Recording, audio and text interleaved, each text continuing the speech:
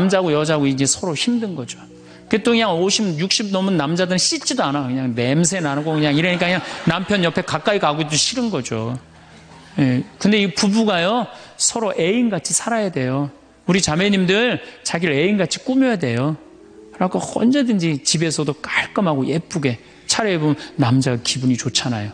집도 좀 화분도 좀 예쁜 거 좀 해놓고 여행도 좀 다니고 둘이 공연도 좀 가고 극장도 좀 보러 다니고 이래야지 그냥 사는 맛도 나고 사는 멋도 날 거 아니에요. 근데 우리나라 남자들이 얼마나 말을 못하냐면 이게 진짜로 있었던 일이에요. 65살 먹은 형제님이 꿈을 잘 꾼 거야. 그래갖고 로또를 산 거야, 금요일 날. 그래갖고 그냥 가슴이 부풀은 거야. 왜 부인한테 막 자랑을 한 거야. 내가 꿈을 꿨는데 이거 이번 된다. 그리고 보통 꿈이 아니다. 막 돼지가 막 수천 마리 왔다 갔다 한 꿈을 꿨는지. 그래갖고 그냥 막 들떠 있는 거야. 그러니까 부인이 콧소리로 한마디 한 거야. 여보, 그 로또 되면 당신 그 돈 뭐 할 거야? 그랬더니 남자가 정색을 하고 그러더래요. 내가 이 로또 되면은 온 세상 사람한테 다 나눠줘도 당신한테는 한 푼도 안 줄 거야. 아니 아직 된 로또도 아닌데 당첨되고 난 다음에 그러면 몰라도 당첨도 안 됐는데 그냥 이렇게 말하면 얼마나 좋아요. 여보, 당신 평생 나한테 시집 와갖고 고생만 했는데 내가 로또 되면 내가 당신 다 줄게. 쓰고 싶은 대로. 아니 당첨도 안 된 로또인데 그렇게 말하면 얼마나 기분이라도 좋아요. 근데 그냥 내가 온 세상 사람한테 다 나눠줘도 당신한테 한 푼도 안 줄 거야.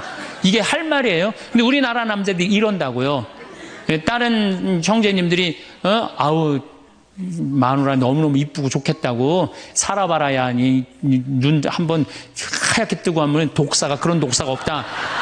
이런 말 해야 되면은 우리 마누라는 얼굴만 이쁜 게 아니라 마음은 비단이야. 기분이 얼마나 좋아요. 참 고운 말을 못하는 거야. 그냥 온 세상 사람한테 다 나눠줘도 당신한테는 한 푼도 안 준다. 그러니까 이 부인이 너무 열받아갖고 한 달 반 동안 밥을 안 해줬대요. 그리고 진짜 무서운 건 집안에서 폭력이에요. 폭력. 더욱이 남자가 여자를 때리는 건 있을 수 없는 일이에요. 부부가요, 때린다는 건 있으면 안 돼요. 아니 여자가 남편한테 결혼을 할 때는 이 험난한 세상 저 힘 있는 남자한테 보호받고 싶어서 결혼하는 거 아니에요? 그렇지 않아요 보통? 그런데 그 남편이 자기를 때린다고 생각하면요, 이건 치욕이에요 여자한테는. 그래서 남자가 여자를 때리면 안 돼요. 정말로 이것도 진짜 있었던 일인데 70이 다 돼가는 할머니인데 평생 남편한테 맞으면서 살았대요. 그런데 또 친구 하나가 평생 남편한테 둘이 이제 할머니가 이제 둘이 친구야. 서로 맞고 살아갖고. 근데 그 평생 맞은 할머니가 하루는 이 친구 할머니한테 전화를 한 거야. 막 웃으면서 전화했대. 너 뭐가 이렇게 좋아갖고 전화했냐? 그랬더니 우리 남편이 이번에 병원에 갔는데 글쎄 3개월밖에 못 산다고. 나 지금 이불 뒤집어 쓰고 지금 웃으면서 너한테 전화하는 거라고. 이건 너무 불행하지 않아요? 너무 불행하지 않아요? 정말로 자기 부인 아파서 죽는데 따라 죽는 남편도 있는데 이게 그냥 자기 남편 3개월밖에 안 산다고 이불을 뒤집어 쓰고 막 웃으면서 그냥 전화를 할 정도면 이건 같이 살지 말아야지. 그렇죠?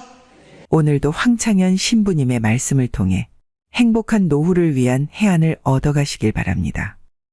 황창현 신부님의 행복 특강 바로 시작하겠습니다. 우리 인간들은 사실은 사랑이 없을 때 외롭죠. 근데 여러분들, 자식이 부모를 사랑하는 게 클까요? 부모가 자식을 사랑하는 게 클까요? 제가 다녀보면요, 다 부모가 자식을 사랑하는 게 크다고 착각하고 있어요.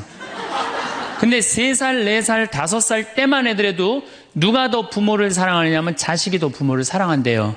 왜냐하면 여러분들 3살, 4살, 5살 된 아이들은 누구밖에 없어요? 엄마밖에 없잖아요. 그래갖고 그냥 엄마 치마 붙잡고 그냥 온 달 다 따라다니잖아요. 근데 엄마는 그때 모임에도 나가야 되고 그냥 여기저기 다녀야 되는데 그냥 딸, 아들이 그냥 계속 매달려 있으면 귀찮아요, 안 귀찮아요? 귀찮을 때 있죠? 그래서 한마디 해도 얜 잠도 없냐고, 좀 가서 좀 자라고. 그래도 그냥 계속. 그러니까 아이가 엄마 아빠를 너무너무 좋아해. 엄마 아빠하고 같이 있고 싶어. 근데 누가 밀어내기 시작하냐면 부모가 밀어내기 시작하는 거예요. 언제까지 밀어내냐면 초등학교 6학년 때까지 계속 밀어내요. 그리고 공부 못한다고 구박까지 해. 밀어내는 것도 모자라서. 그럼 중학교 올라가면 그때부터는 누가 싫어하기 시작해요? 자식이 싫어하기 시작해요. 그래갖고 엄마 아빠를 거절하기 시작해. 근데 엄마 아빠는 똑같은 마음이야. 사랑하는 건 똑같아. 그렇죠? 근데 중학교 올라가면 이놈이 나를 거절하니까 굉장히 섭섭하죠.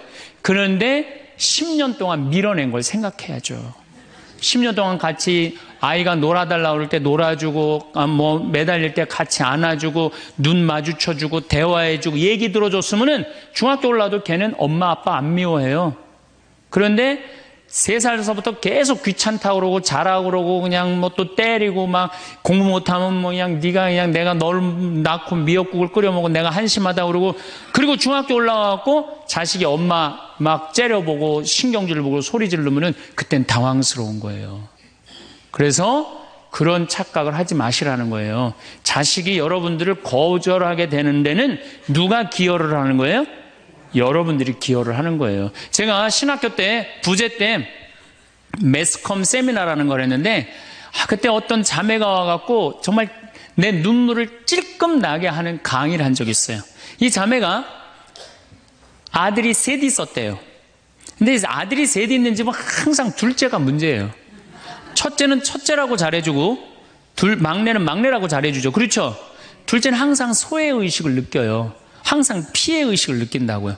우리 집에도 아들이 셋 있는데 큰아들은 내가 봐도 저 어머니 아버지가 왜 이해가 안 될 정도로 큰아들한테 잘했어요. 잘못해도 다 감싸 안아주고. 이게 큰아들은 대접받는 거죠. 저는 우리 집 막내였는데 저는 정말로 사랑을 많이 받고 자랐어요. 전 중고등학교 다닐 때 내가 신발을 빨아본 적이 없어요. 형들이 다 빨아줬어요. 왜 빨아줬느냐면 안 빨아주면 어머니 아버지가 혼냈으니까 막내 신발 빨게 한다고. 그래갖고 그냥 우리 집이 이제 제사를 지내도 우리 집이 이제 아버님이 장손이라 1년에 어렸을 때 13번, 14번 제사를 지냈어요. 제사를 지내면은 제일 탐나는 게 제사상에 문어다리가 제일 맛있잖아요. 그런데 그냥 큰아들은 큰아들이라고 챙겨주고 막내는 막내라고 알아서 해주는데 둘째 형은 문어다리 차지가 안 가는 거예요. 그래갖고 이제 제사 끝나고 나면 이제 고시리 한다고 그러잖아요. 귀신 마중 나가면은 우리 식구들은 다 나가는데 둘째만 안 따라 나가는 거예요. 왜 안 따라 나가냐면 문어다리 훔치려고. 자기가 훔치지 않으면은 자기 챙겨줄 사람 아무도 없잖아요. 우리 둘째 형은 제사가 지나고 1주일이 지나도 2주일이 지나도 문어다리 물고 다녀요. 자기 어디다 감춰놨는지 모르는데. 그래갖고 제가 지금 얼마 전에 한 2년 전인가 설날 집회를 갔어요. 마침 설날은 제사를 지내니까 가갖고 물어봤어요. 아직도 둘째 형 문어다리 훔치느냐고 그랬더니 형하고 누나가 오늘도 문어다리가 없어졌다는 거예요. 그거 훔친 거지. 그러니까 50이 돼서도 그 어렸을 때 자기가 소외된 거, 피해의식을 보상받고 싶은 거예요. 근데 이 집에 이제 아들이 이제 중학교 3학년, 초등학교 6학년, 초등학교 3학년 세 아이가 있었대요. 근데 마침 그날은 초등학교 6학년 둘째 아들만 집에 있었대요. 그래서 이 자매님이 남편한테 여보, 둘째 아이 좀 데리고 목욕탕에 들어가서 목욕 좀 시키라고. 그래갖고 뭐 아빠도 뭐 집에 있으니까 둘째 아들 이제 목욕을 시킨다고 목욕탕에 들어갔대요. 근데 5분이 지났는데 남편이 얼굴이 새빨개져갖고 막 뛰쳐나왔대. 옷도 제대로 안 입고. 당신 왜 애 목욕 시키라고 했더니 왜 뛰쳐나오냐? 당신 먼저. 여보, 내가 목욕을 하러 들어갔는데 저놈이 이상한 말을 한다는 거예요. 그래서 무슨 말을 하느냐고. 아니 나도 벗고 이제 자기도 이제 둘째 아들도 옷을 벗었는데 딱 옷을 벗었는데 둘째 아들이 눈을 똑바로 뜨고 아버지한테 그러더래요. 아버지도 벗고 나도 벗었으니까 우리 남자 대 남자로 아무것도 안 걸쳤으니까 솔직하게 말 좀 해보자고. 그래서 이놈아 무슨 얘기를 하느냐. 아니 초등학교 6학년 놈이 딱 빨개 벗고 아버지도 벗고 나도 벗었으니까 우리 솔직하게 얘기 좀 해보자고. 그러니까 얼마나 당황스러워요. 그래서 무슨 얘기냐 그랬더니 아버지는 날 정말로 사랑하는 거냐. 무슨 소리냐. 지난 겨울에 아버지가 밤에 두부 심부름 시켰을 때 난 너무너무 밤에 나가는 게 무서웠다. 왜냐하면은 동네에 불량 형들이 걸리면 돈을 뺏고 그래서 난 밤에 나가는 거 너무너무 싫었다.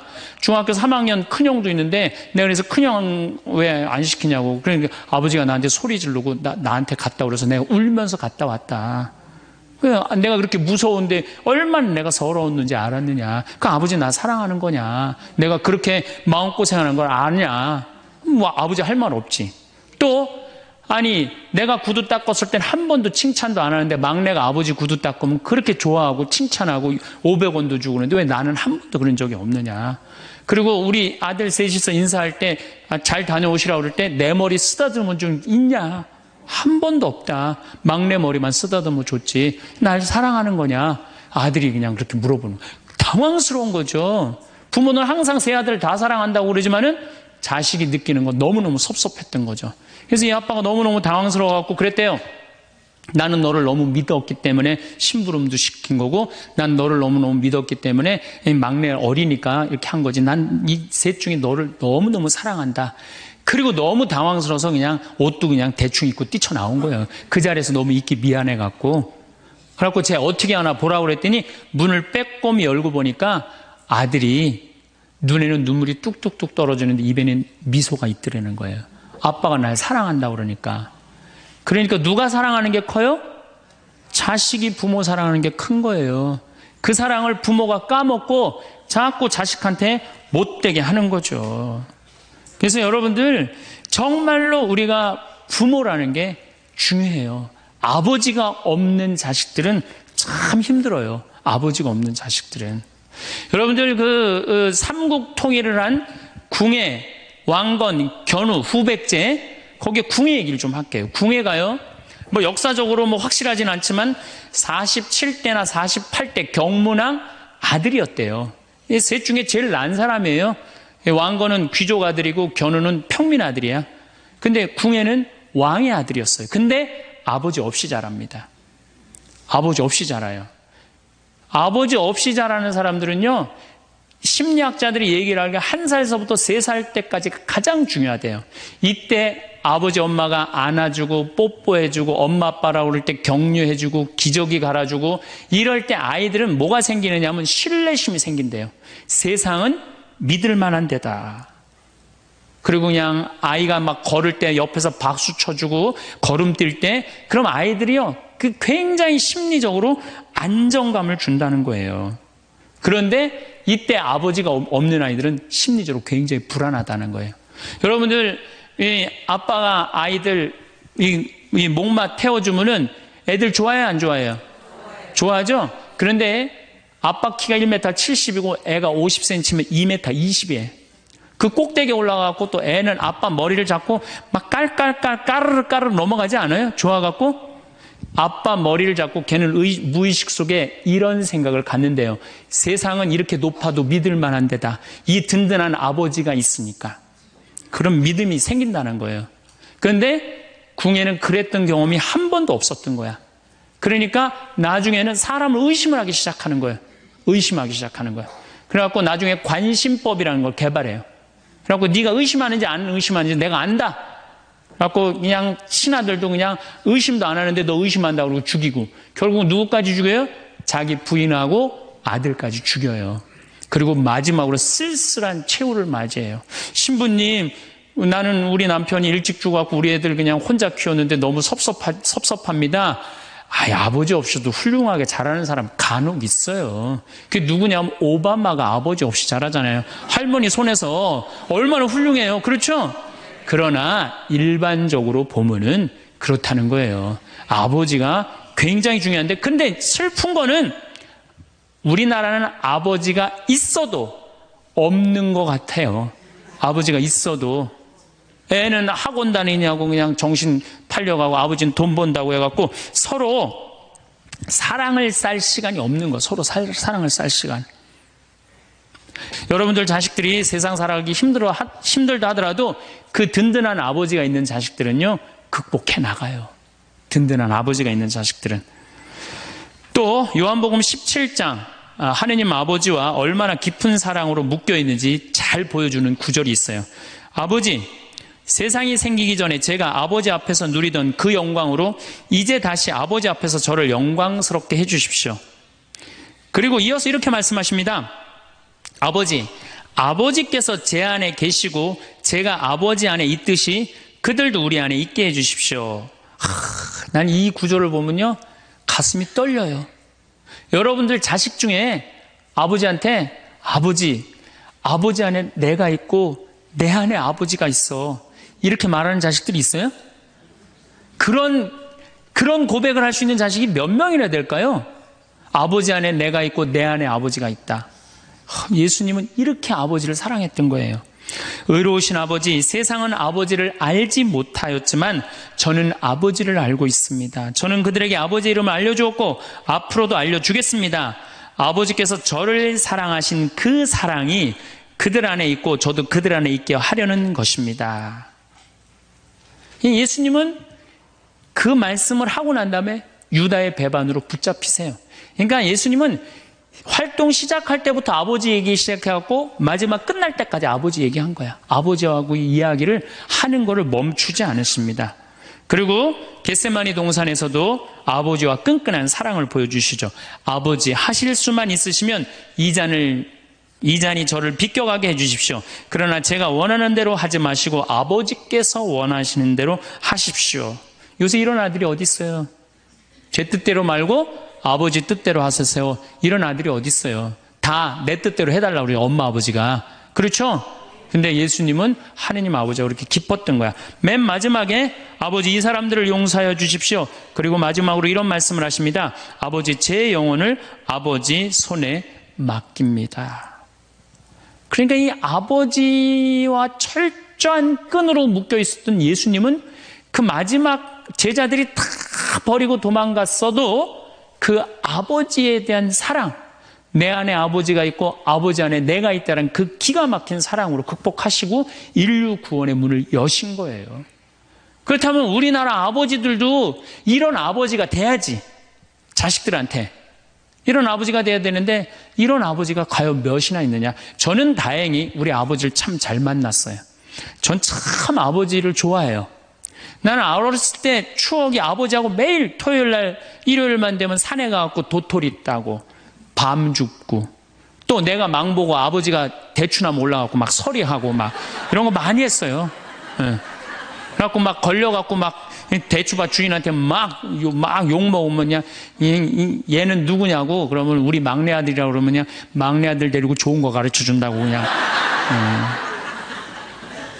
그리고 어렸을 때 아버지하고 추억 중에 웅덩이가 있어. 웅덩이. 거기에 퍼내면 그 미꾸라지. 그 진흙 안에 미꾸라지 그걸 잡아내는 정말 그런 추억들이요. 그러니까 지금도 80이 된 아버지를 보면 행복한 거예요. 그리고 시간만 되면 그 아버지 보러 가고 싶고. 그러니까 이제는 효도는 없어요. 뭐만 남아있어? 사랑만 남아있는 거예요. 추억만 남아있는 거예요. 자식하고 얼마나 좋은 시간을 많이 가졌느냐에 따라서 늙었을 때 안 외롭다는 거예요. 어렸을 때 자식하고 한 번도 놀아준 적이 없어. 10살 때까지 놀아줘야 된다는 거예요. 근데 10살 때까지 한 번도 놀아준 적이 없으면은 자식이 늙은 부모들 한 번도 같이 안 놀아준다 이거예요. 그러니까 늙어서 외로운 거는 자식이 못 돼서가 아니라 누가 싸놓은 업보야? 그렇죠. 그러니까 섭섭할 필요 없어요. 자, 그렇다면은 사랑이 없는 엄마, 사랑이 없는 아버지, 엄마도 없고 아버지도 없는 이 세대는 외로울 수밖에 없어요. 그리고 그들은 어차피 떠나게 돼 있어요. 그렇다면 여러분들 옆에 남아있는 건 누구밖에 없어요? 남편. 그렇죠. 50살에 자식들 떠나면 50부터 100살까지 여러분들 옆에 남아있을 수 있는 유일한 사람은 남편밖에 없어요. 근데 여러분들 그 남편한테 잘해요? 옛날에는요 부모한테 자식이 전부였어요. 왜 옛날에는 부모한테 자식이 전부였느냐면 20살에 결혼해갖고 내가 40살이 되면은 자식이 20살이 돼요. 그러면은 되게 50살까지 밖에 못 살았어요. 그럼 자식이 몇 년 효도하면 되냐면 10년만 효도하면 돼요. 그러면 알아서 죽어줘 주니까. 그러니까 옛날엔 자식이 부모한테 애절해서 안 애절했어요? 애절했어요. 그리고 20살 먹은 아들이 왜 50살 먹은 부모한테 죽지 말라고 왜 그렇게 손가락 깨물어서 입에 단지해주고 허벅지 살 잘라갖고 울며 불며 죽지 말라고 그랬을까요? 20살 된 이 아들은 동생이 17살, 14살, 11살, 8살, 5살, 2살 동생이 줄줄이 있는 거야. 근데 엄마 아빠가 지금 죽으면 이거 누가 키워야 돼? 자기가 키워야 되니까 죽지 말라고 그러는 거예요. 죽어도 이거 누구까지 다 키우고 죽어?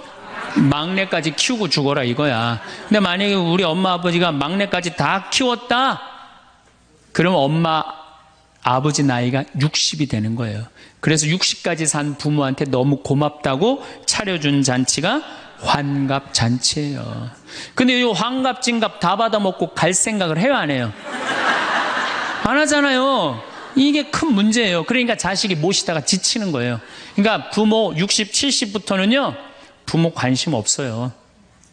그러면은 50 넘어서는 누가 옆에 있어요? 남편밖에 없어요. 여러분들 지금 우리나라 100살 이상이 몇 명이냐면 2,500명이에요. 100살 이상이. 90세 이상이 몇 명이냐면 9만 명이에요. 80세 이상은 몇 명이냐면 80만 명이에요. 70세 이상은 몇 명이냐면 240만 명이에요. 그러니까 이제 안 죽어. 안 죽어요. 여기 죄송하지만 60세 넘으신 분들 손 들어보세요. 손 들어. 괜찮아요. 이게 문제라는 거예요, 이게. 자식은 이미 떠나 있고 50 넘었고 60 넘어갖고는 누가 옆에 있어요? 남편밖에 없어요. 그러면은 자식한테 잘해야 됩니까? 남편한테 잘해야 됩니까? 남편한테 잘해야 돼요. 우리나라는요 안사람 바깥사람 제도가 있어요. 그래갖고 안사람은 집에서 애 놓다 죽고 바깥사람 바깥에서 돈 벌다 죽었어요. 근데 이게 의술이 좋고 영양이 좋고 고생을 안 하다 보니까 바깥사람이 50이 넘어도 안 죽는 거야. 안 죽어갖고 직장에서 쫓겨나갖고 집안에 들어와서 안사람이 돼버려요. 딱 안방에 이제 들어앉아 있는 거죠. 예. 근데 집안에 들어와갖고 부인 일을 도와주면 좋은데 도와줘요, 안 도와줘요? 안 도와주고 그냥 할 일 없으니까 마누라 하는 일 챙겨내, 안 챙겨내요? 챙겨내죠? 이게 미치는 거지, 그때부터. 젊었을 때는 맛있는 거 차려놓고 여보 일찍 들어와. 그래도 생전 안 들어오더니 이제 50 넘어서는 굳이 집에 안 들어와도 되는데 때 따라 철 따라 집에 들어오네. 그러니까 여러분들이 자식들 품에 안하고 키울 때는 외로운지 몰라요. 그렇죠? 자식 떠나고 나면은 체인징 파트너를 해요. 이쁜 자식은 떠나고 쭈글쭈글한 남편이 돌아오는 거야. 그런데 50부터 110살까지 살려면은 젊었을 때 같이 여행 다니는 추억도 있어야 되고 젊었을 때 사랑도 쌓여 있어야지 50 넘어갔고 100살까지 있고 추억 먹고 살 거 아니에요. 근데 그런 추억이 하나도 없어. 그 50 넘어갖고 와갖고 그냥 잔소리만 하고 그냥 그러면은 그 남편이 싫은 거예요.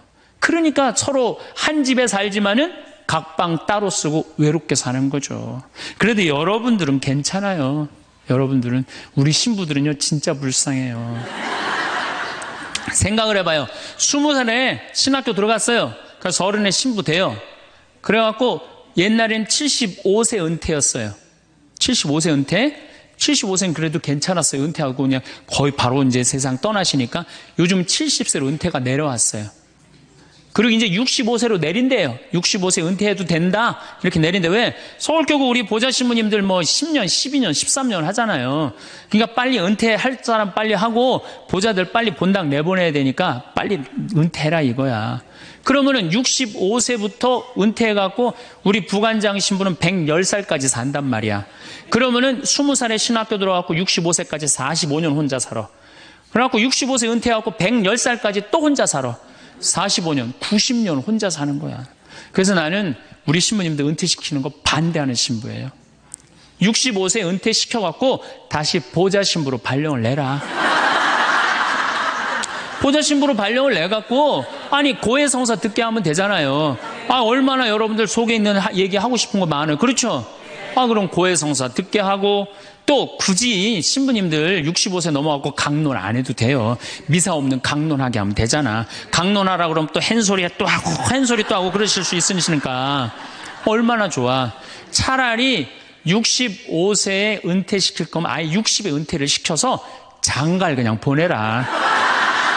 늙어선 좀 안 외롭게. 농담이에요, 농담. 우리보다는 여러분들이 훨씬 덜 외롭다는 거예요. 그렇지 않아요? 여러분들 남편도 있고 자식도 있고 손자도 있잖아요. 그러면 그 소중한 사람들한테 사랑하면서 살아야지. 우린 사랑할 사람도 없는데 여러분 사랑할 사람이 있잖아요. 그럼 조금만 내가 잘하면 되는데 그게 안 되는 거예요. 우리나라 여자들이요. 이 세상이 너무너무 여자 살기 좋은 세상이 돼갖고 여자들이 지금 뭐가 뭔지도 모르고 살아요.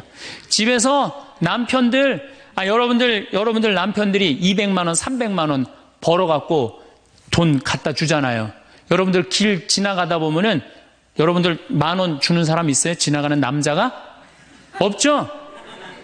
남편은 200만 원, 300만 원 한 달 뼈 빠지게 갖고 갖다 주잖아요. 그럼 잘해줘야 될 거 아니야. 그렇지 않아요? 그것도 1, 2년 갖다 준 것도 아니고 20년, 30년 갖다 줬으면 잘해줘야 될 거 아니야. 근데 집에서 그런 기가 막힌 남편 왕 대접해줘요? 개 다음으로 대접해. 개 다음으로. 집에 마누라 자식 먹여 살린다고 이마가 땅바닥에 닿도록 인사하고 다니는 거예요. 여러분들 남편들 나가면 그래요. 그럼 집에서 왕대접 해줘야 될 거 아니야. 집에서도 왕대접 못 받아, 직장에서도 왕대접 못 받아. 어디 가면 왕대접 받아요? 룸사롱 가면 왕대접 받아요. 룸사롱 가면은 막 그냥 가슴이 볼랑말랑한 옷 입고 그냥 여자들이 그냥 허벅지 트어진 치마 입고 그냥 머리도 그냥 생머리 싹 하고 그냥 사장님 오셨느냐고 그냥 팔짱도 끼고 그냥 술도 따라주고 그냥 또 그냥 안주 드시라고 그냥 땅콩 오징어 말아갖고 입에 막 넣어주고. 얼마나. 그러니까 30만 원, 40만 원 쓰는 게 안 아까운 거예요. 대한민국의 룸사롱으로 남자를 몰아내는 건 누가 몰아내는 거냐? 여자들이 난 몰아낸다고 생각해요. 여자들이. 마누라라는 게 아침에 출근할 때 보면 막 사자머리를 해갖고 막 귀신 눈을 해갖고 그냥 여보 다녀와 그냥 다녀오게 하고 난 다음에 다녀오라고 그래야지. 예쁘게 차려입고 문 입구에서 여보 다녀와. 그러면 내가 이렇게 이쁜 마누라 있는 집에 돌아와야 돼. 그런 마음으로 나가서 일할 거 아니에요. 사자머리 밥도 제대로 안 챙겨주고 그냥 다녀오라고 그러고. 또 대한민국 남자들은 또 착해요. 또 다녀오랜다고 저녁에 여보 나 다녀왔어. 예. 근데 아직도 그냥 사자머리를 하고 그냥 텔레비 보고 앉아있으면 어느 남자가 집에 들어가고 싶겠어요. 그렇지 않겠어요? 그래서요, 사람은요, 부부는요, 사는 맛이 있어야 돼요. 사는 맛이. 50이 넘으면요, 남자가 테스토스테론은 없고 에스트로겐만 있어요. 여성 호르몬이 자꾸 나와요. 그래서 성적인 능력이 사라져요.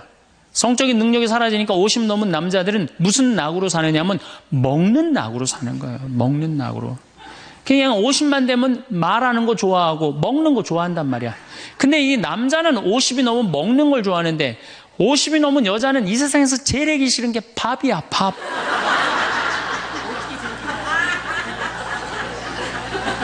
그러니까 그냥 둘이 사는데 왜 김치찌개를 끓여도 한솥 끓여. 그냥 하기 싫으니까 귀찮으니까 한솥 끓여갖고 그냥 다음날 아침에 그냥 그거 졸여갖고 아침상에 올려놓고 그냥 저녁엔 또 오늘같이 하루 피정하고 저녁에 이제 여보 나 저녁 집에 가서 먹을게 그러면 또 그거 볶아갖고 저녁상에 또 올려놓고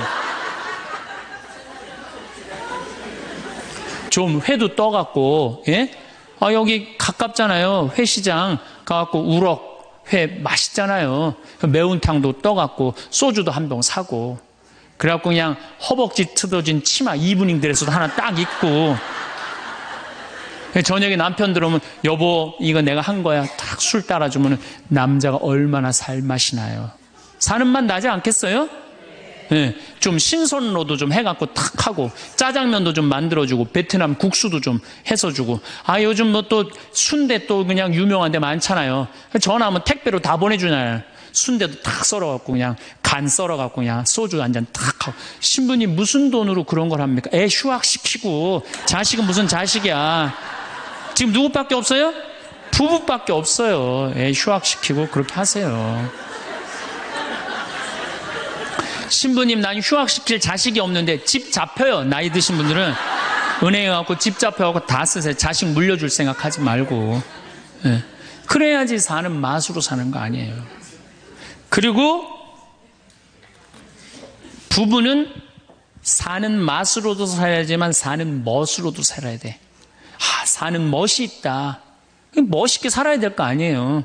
근데 나는 제일 가슴 아픈 우리 자매님들이 어떤 분들이냐면은 자기를 꾸미지 않는 분들이에요. 이쁘게 좀 이쁜 옷도 사 입고 그래야 되는데 생전 자기가 무슨 군인이야? 집에 있어도 파마를 해도 꼭 철모 뒤집어 쓴 거 딱 1년 내내 풀어지지도 않는 거 쓰고 앉아갖고 그냥 생전 그냥 마누라라는 게 그냥 맵시 있는 옷 한 번 제대로 입지도 않고.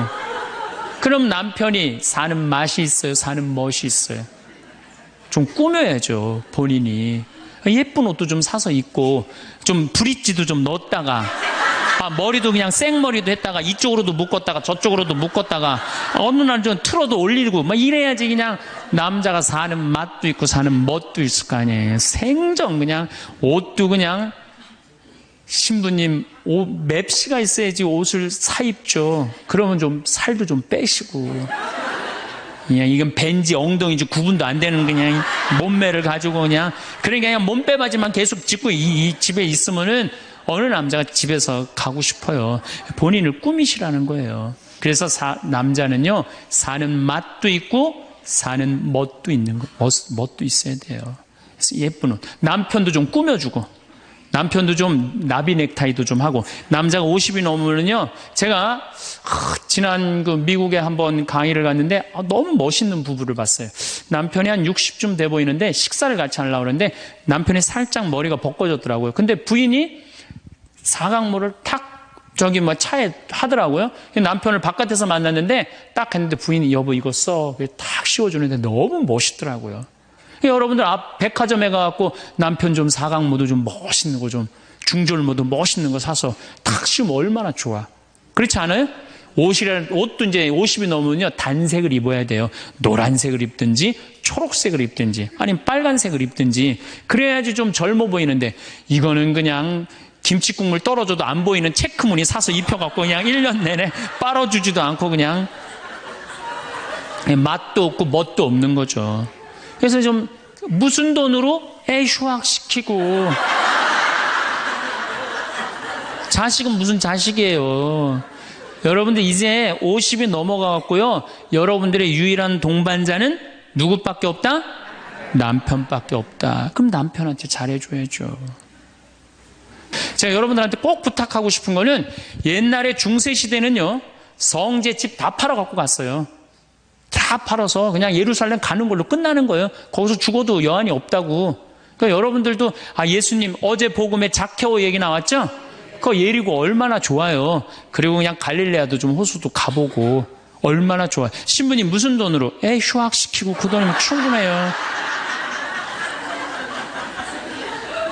한번 갔다 오면은요 신앙이 틀려지거든요. 성주순례도 가고. 제가 지난 9월인가 작년 9월에 성주순례를 한 40분 하고 갔다 왔는데 어떤 형제님이 70 먹은 형제님이 기가 막힌 말씀을 하시더라고요. 무슨 말씀을 하시냐면은 내 강의를 듣고 집을 잡혀서 왔대요. 근데 가만히 생각을 해보니까 집은 은행에 잡히면 대출을 해준대요. 은행에 잡히면 대출해주잖아요. 근데 나이는 대출해주는 데가 아무 데도 없대요.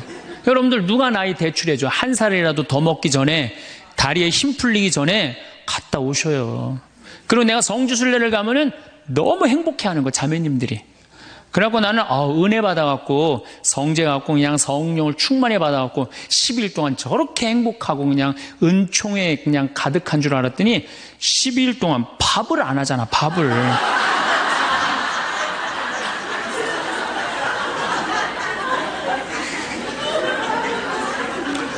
남편 부부는 맛도 있고 멋도 있어야 되지만 기도 살려줘야 돼. 남편 기도 살려줘야 돼요.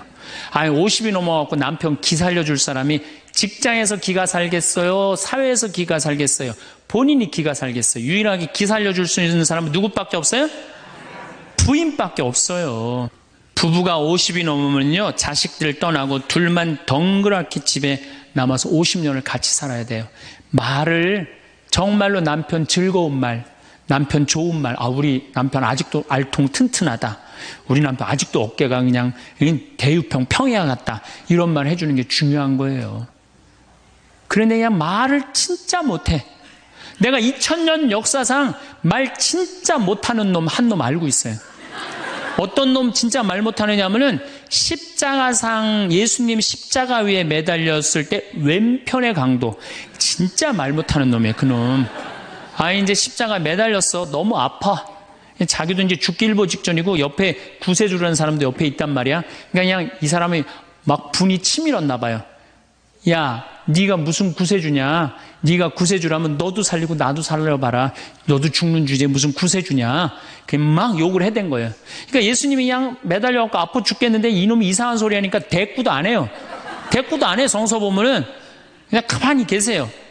근데 내가 2000년 역사상 진짜 말 잘하는 사람 한 사람 알고 있어요. 그게 누구냐면 오른편 강도예요. 얼마나 말을 잘하느냐면은 그렇게 얘기를 하니까 이 왼편에 있는 강도를 혼내요. 야, 이놈아, 니놈하고 나는 죽어도 싸. 강도 짓을 했으니까.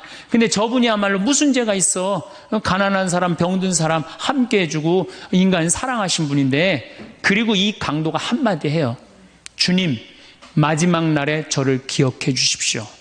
그러니까 그냥 예수님이 왼편에 있는 놈한테 대답도 안 하던 예수님이 그렇게 아파도 오른편에 있는 강도한테 한마디 해요.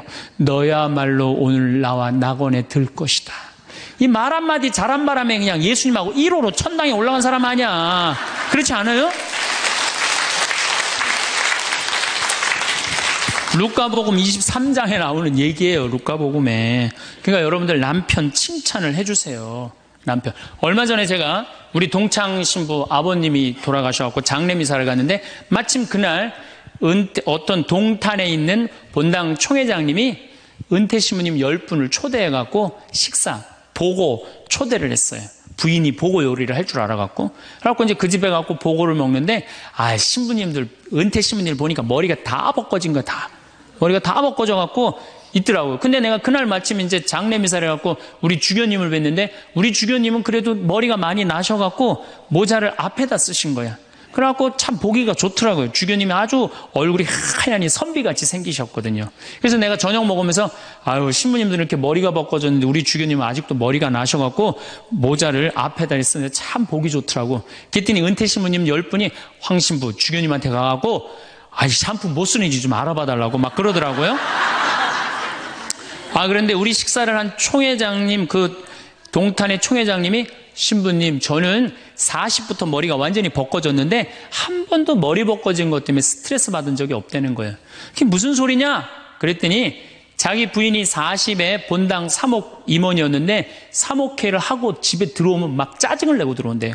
그 문을 열고 딱 한다는 부인이 첫 입을 열어서 하는 소리가 답답해 죽을 뻔했다고. 여보, 사목회가 그렇게 답답해? 그러면 그 부인이 그러는데, 여보, 나는 사목회의를 하는데 60이 먹은 그 본당의 회장님들이 머리가 빽빽하게 꽉 차 있으면은 그 머리를 보고 회의를 하면 가슴이 답답하다는 거야. 그리고 이제 자기 남편을 보고 머리가 완전히 대머리인 남편을 보고 한마디 한대요. 이제야 가슴이 뻥 뚫린다고. 이게 얼마나 남편을 기를 살려주는 말이에요. 그렇지 않아요? 그러니까 여자는 맛도 있고 멋도 있고 누구 기도 살려줘? 남편 기도 살려줘야 되는 거예요. 부처님은요 7종류의 아내가 있다고 그래요. 첫째, 남편을 죽이는 아내가 있대요. 더러운 마음을 가지고 남편에 대한 사랑이 없고 남편을 업신여기는 아내. 아내가 권력이 세면 남편이 모든 것을 참고 침묵하기 때문에 그 참느냐고 빨리 죽는데요. 남편을 죽이는 아내가 있대요. 두 번째는 도둑과 같은 아내가 있대. 남편이 힘들게 돈 벌어 갖고 오면은 그거 그냥 막 써갖고 그냥 살림살이 엉망으로 하는 아내. 도둑과 같은 아내. 셋째, 주인과 같은 아내. 주인 행세하는 거죠. 그래갖고 그냥 자기는 일 안 하고 남편 막 시키는 주인과 같은 아내가 있고. 그 다음에 네 번째는 어머니와 같은 아내가 있대요. 항상 남편을 사랑하며 자식 대하는 것처럼 남편을 보호해주는 아내가 있대요. 그 다음에 누이 동생과 같은 아내. 남편을 섬기기를 다하고 자매와 같은 귀여움을 떨고 애교를 떠는 그런 누이 동생과 같은 오빠 하면서 그런 아내가 있다는 거예요. 그 다음에 친구 같은 아내가 있다는 거예요. 직장에서 마치고 피곤해서 돌아오면은 남편을 반가이 맞이해주고 술 한잔을 하면서 하루를 이야기를 나누는 친구 같은 아내. 그 다음에 이건 시대에 좀 안 맞지만은 종과 같은 아내, 남편을 극진히 섬기는 아내가 있다는 거예요. 여러분들은 7번째 중에 몇 번째에 들어가세요?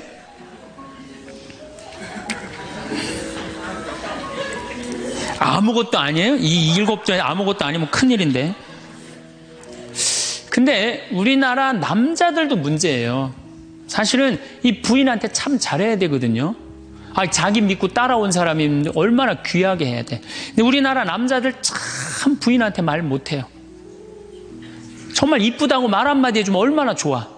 여자는요 1년 365일 365가지 방법으로 이쁘다는 소리를 듣고 싶어 한대요. 오늘같이 이렇게 태양이 찬란한 날은 여보 저 찬란한 태양처럼 당신 오늘 너무 이뻐.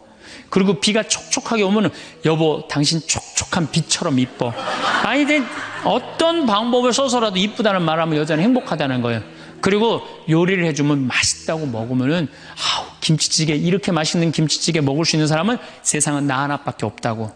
이렇게 정말로 이런 말을 해줘야 되는데 생전 뭐 맛있다 맛없다 그런 말 안 하면은 여자가 밥할 맛 나겠어요? 안 나죠? 그럼요. 그리고 한 30년 밥 얻어먹었으면 이제 설거지는 해야지. 그렇게 얻어먹었으면 설거지는 해야지. 양심 있는 거 아니야? 그렇지 않아요? 여자는 언제 행복하냐면 남편이 자기 살림을 도와줄 때 행복하다고 그러더라고요. 내 얘기를 듣고 어떤 형제님이 17년 동안 설거지할 생각을 한 번도 안 했대. 17년 동안. 그래갖고 이제 내 얘기를 듣고 이제 자기도 이제 해봐야 되겠다. 그렇게 생각을 하고 저녁에 여보 당신 반찬하냐고 애쓰고 밥하냐고 애썼으니까 내가 설거지 해줄게. 앉아서 텔레비 봐. 그랬더니 부인이 그러더래요. 2번 청소하게 하지 말고 설거지하게 하지 말고 그냥 가만히 있으라고 그러더래요.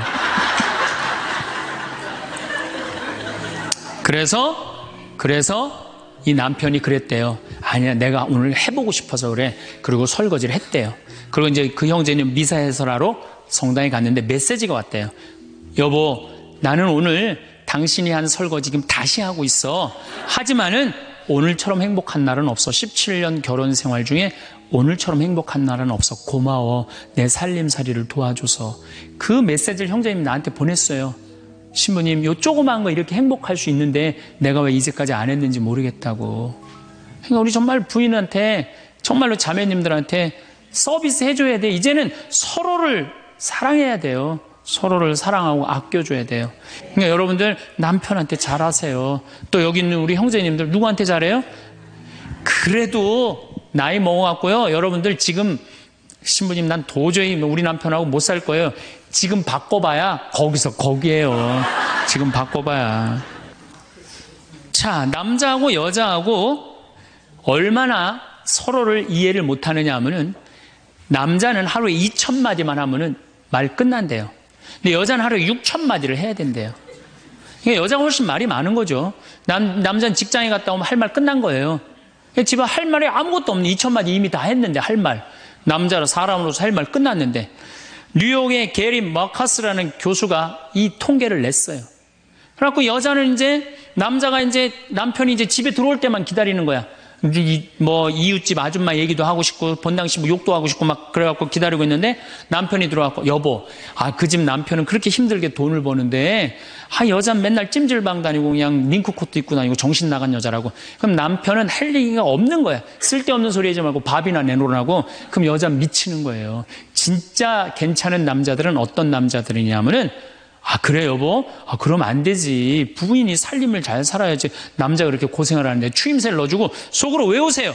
500마디, 1000마디, 2000마디. 그래갖고 딱 속으로 4000마디 딱 끝나면 여보 이제 자자. 이래야지 이 남자는 후환이 없는 남편이에요. 여자 말을 들어줘야 돼요. 그래서 남자하고 여자하고 틀린 점이 이거야. 반대로 우리 자매님들은 여자는 흥분을 하면 5분이면 흥분이 끝난대요.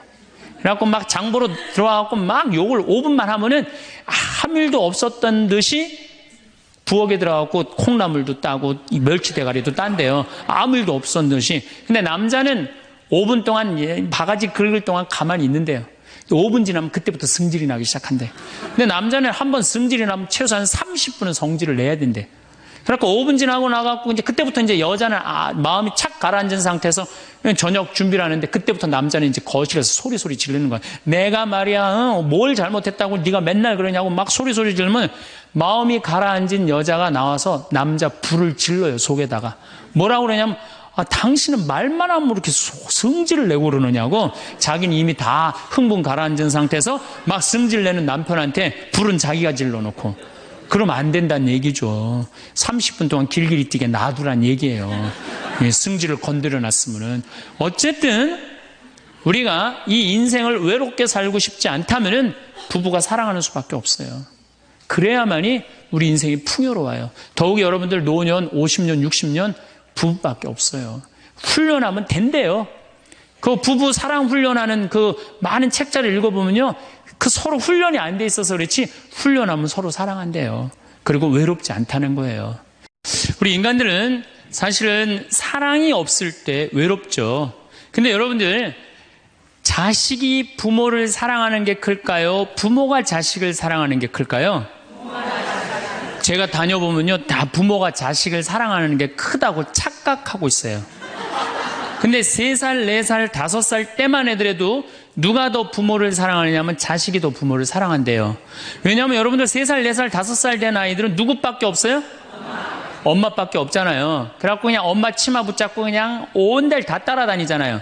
근데 엄마는 그때 아이 모임에도 나가야 되고 그냥 여기저기 다녀야 되는데 그냥 딸, 아들이 그냥 계속 매달려 있으면 귀찮아요, 안 귀찮아요? 귀찮을 때 있죠?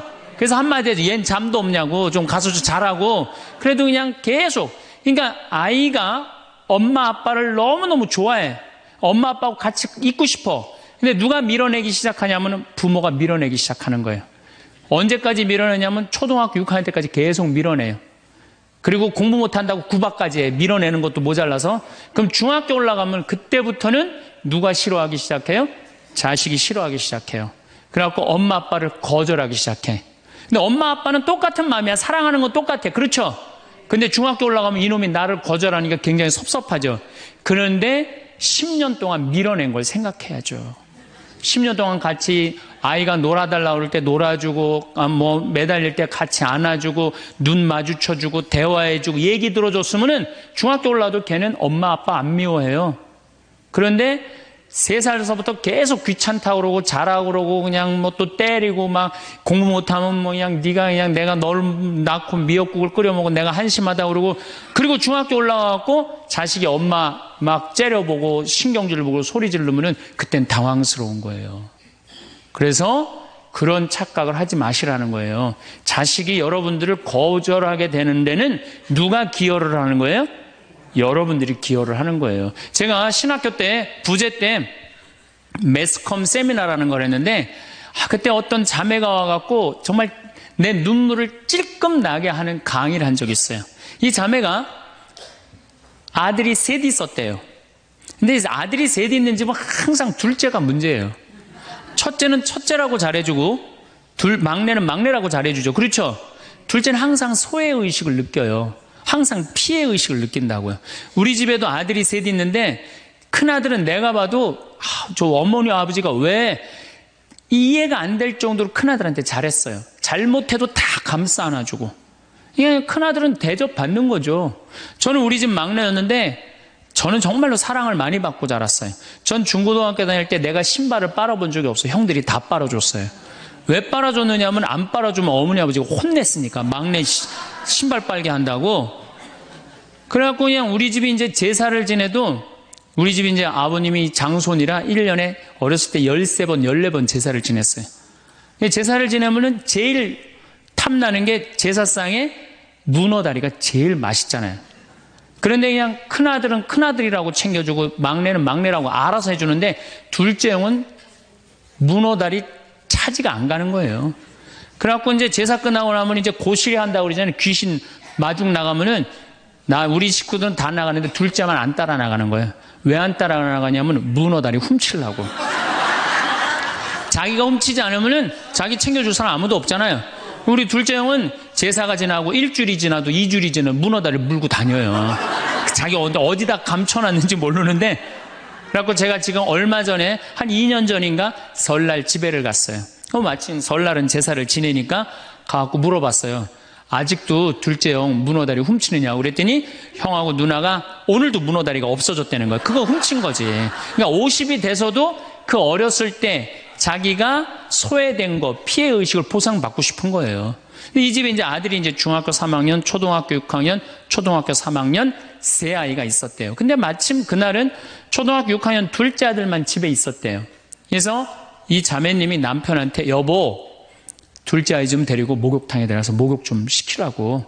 그래갖고 뭐 아빠도 뭐 집에 있으니까 둘째 아들 이제 목욕을 시킨다고 목욕탕에 이제 들어갔대요. 근데 5분이 지났는데 남편이 얼굴이 새빨개져갖고 막 뛰쳐나왔대. 옷도 제대로 안 입고. 아, 당신 왜 애 목욕시키라고 했더니 왜 뛰쳐나오냐? 당신 먼저.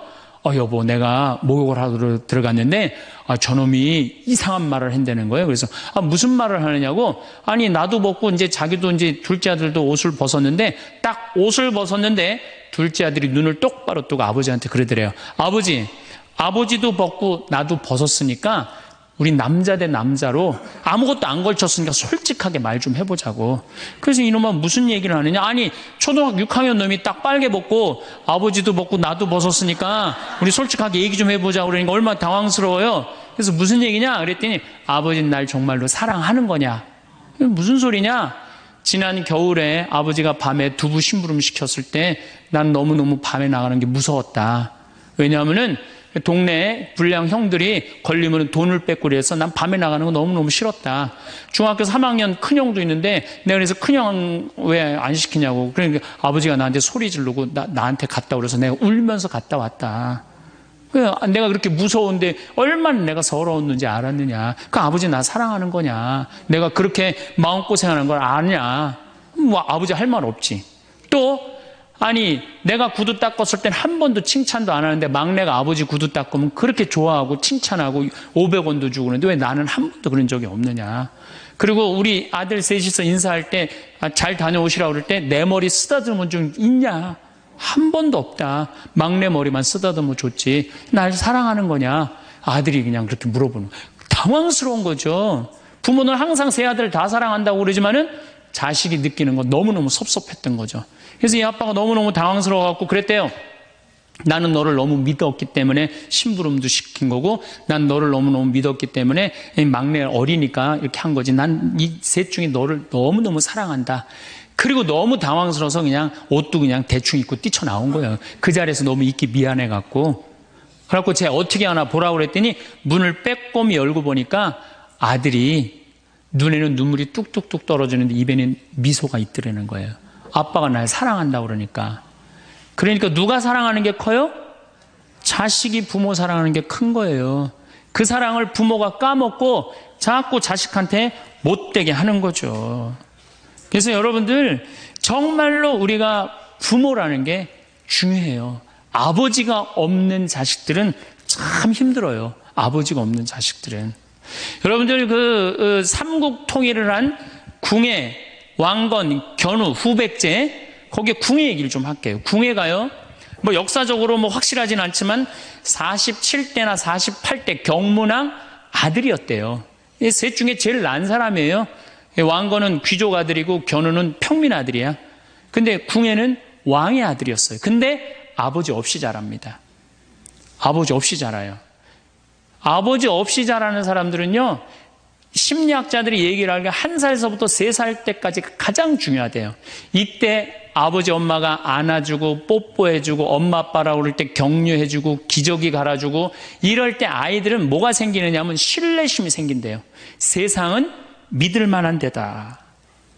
그리고 그냥 아이가 막 걸을 때 옆에서 박수 쳐주고 걸음 뛸 때 그럼 아이들이요, 그 굉장히 심리적으로 안정감을 준다는 거예요. 그런데 이때 아버지가 없는 아이들은 심리적으로 굉장히 불안하다는 거예요. 여러분들, 이 아빠가 아이들 이 목마 태워주면은 애들 좋아해요, 안 좋아해요? 좋아하죠? 그런데 아빠 키가 1m 70이고 애가 50cm면 2m 20이에요. 그 꼭대기에 올라가고 또 애는 아빠 머리를 잡고 막 깔깔깔 까르르 넘어가지 않아요? 좋아갖고 아빠 머리를 잡고 걔는 무의식 속에 이런 생각을 갖는데요. 세상은 이렇게 높아도 믿을 만한 데다. 이 든든한 아버지가 있으니까. 그런 믿음이 생긴다는 거예요. 그런데 궁예는 그랬던 경험이 한 번도 없었던 거야. 그러니까 나중에는 사람을 의심을 하기 시작하는 거예요. 의심하기 시작하는 거예요. 그래갖고 나중에 관심법이라는 걸 개발해요. 그래갖고 네가 의심하는지 안 의심하는지 내가 안다. 그래갖고 그냥 신하들도 그냥 의심도 안 하는데 너 의심한다고 그러고 죽이고 결국 누구까지 죽여요? 자기 부인하고 아들까지 죽여요. 그리고 마지막으로 쓸쓸한 최후를 맞이해요. 신부님, 나는 우리 남편이 일찍 죽어갖고 우리 애들 그냥 혼자 키웠는데 너무 섭섭합니다. 아버지 없이도 훌륭하게 잘하는 사람 간혹 있어요. 그게 누구냐면 오바마가 아버지 없이 잘하잖아요. 할머니 손에서 얼마나 훌륭해요. 그렇죠? 그러나 일반적으로 보면은 그렇다는 거예요. 아버지가 굉장히 중요한데, 근데 슬픈 거는 우리나라는 아버지가 있어도 없는 것 같아요. 아버지가 있어도. 애는 학원 다니냐고 그냥 정신 팔려가고 아버지는 돈 번다고 해갖고 서로 사랑을 쌀 시간이 없는 거. 서로 사랑을 쌀 시간. 여러분들 자식들이 세상 살아가기 힘들다 하더라도 그 든든한 아버지가 있는 자식들은요, 극복해 나가요. 든든한 아버지가 있는 자식들은. 또 요한복음 17장 하느님 아버지와 얼마나 깊은 사랑으로 묶여 있는지 잘 보여주는 구절이 있어요. 아버지, 세상이 생기기 전에 제가 아버지 앞에서 누리던 그 영광으로 이제 다시 아버지 앞에서 저를 영광스럽게 해주십시오. 그리고 이어서 이렇게 말씀하십니다. 아버지, 아버지께서 제 안에 계시고 제가 아버지 안에 있듯이 그들도 우리 안에 있게 해주십시오. 난 이 구절을 보면요, 가슴이 떨려요. 여러분들 자식 중에 아버지한테 아버지 안에 내가 있고 내 안에 아버지가 있어, 이렇게 말하는 자식들이 있어요? 그런 고백을 할 수 있는 자식이 몇 명이나 될까요? 아버지 안에 내가 있고 내 안에 아버지가 있다. 예수님은 이렇게 아버지를 사랑했던 거예요. 의로우신 아버지, 세상은 아버지를 알지 못하였지만 저는 아버지를 알고 있습니다. 저는 그들에게 아버지의 이름을 알려주었고 앞으로도 알려주겠습니다.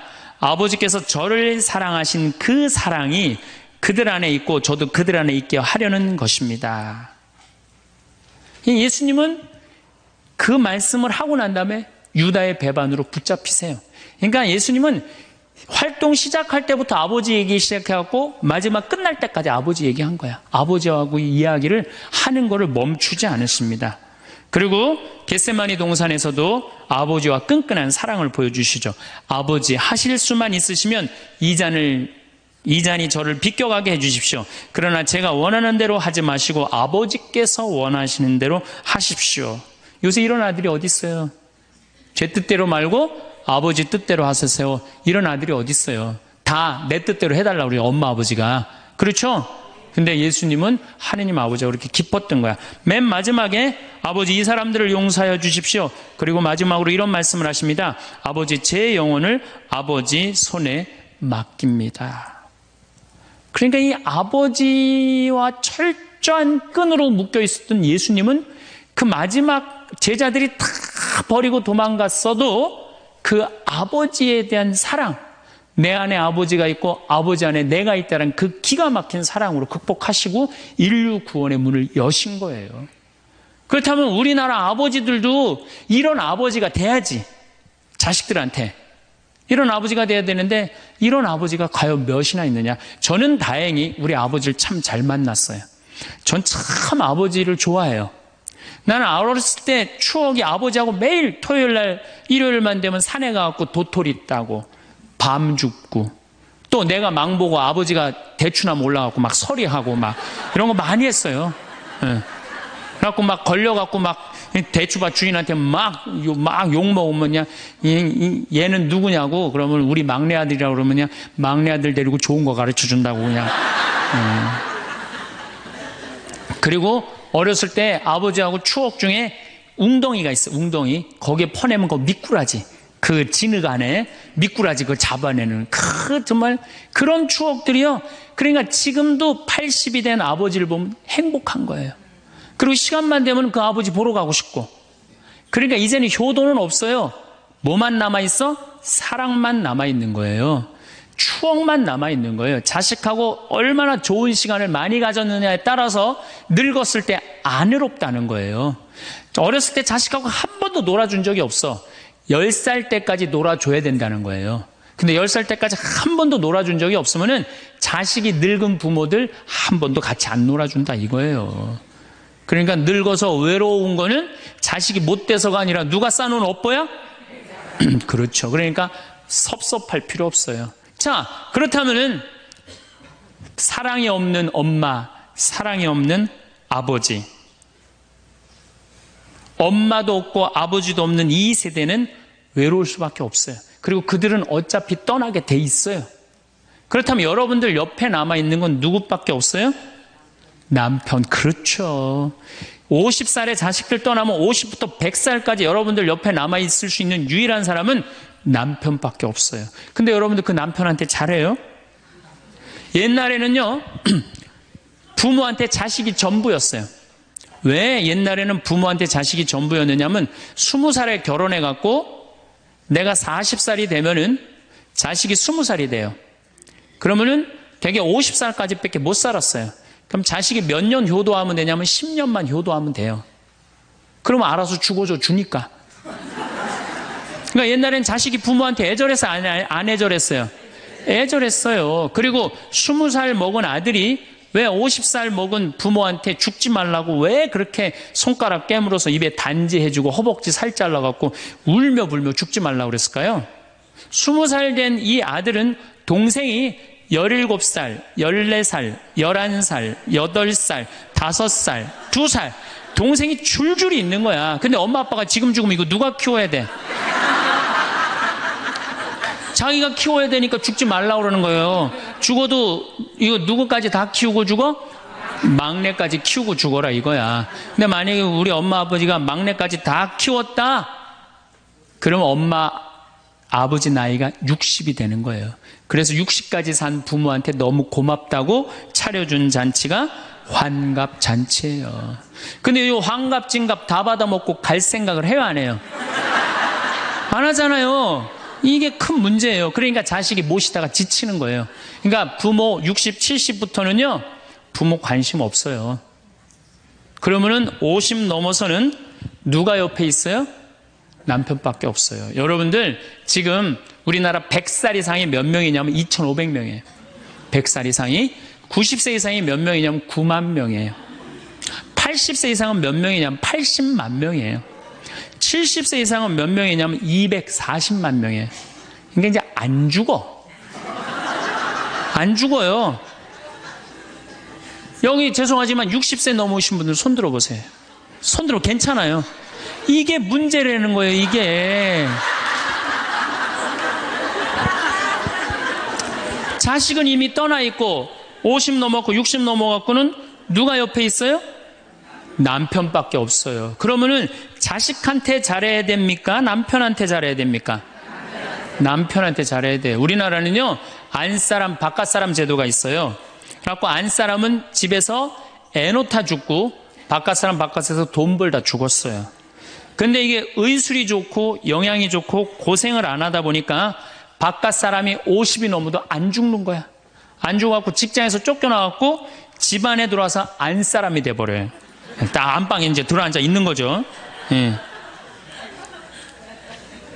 근데 집안에 들어와갖고 부인 일을 도와주면 좋은데 도와줘요, 안 도와줘요? 안 도와주고 그냥 할 일 없으니까 마누라 하는 일 챙겨내, 안 챙겨내요? 챙겨내죠? 이게 미치는 거지, 그때부터. 젊었을 때는 맛있는 거 차려놓고 여보 일찍 들어와. 그래도 생전 안 들어오더니 이제 50 넘어서는 굳이 집에 안 들어와도 되는데 때 따라 철 따라 집에 들어오네. 그러니까 여러분들이 자식들 품에 안하고 키울 때는 외로운지 몰라요. 그렇죠? 근데 자식 떠나고 나면은 체인징 파트너를 해요. 이쁜 자식은 떠나고 쭈글쭈글한 남편이 돌아오는 거야.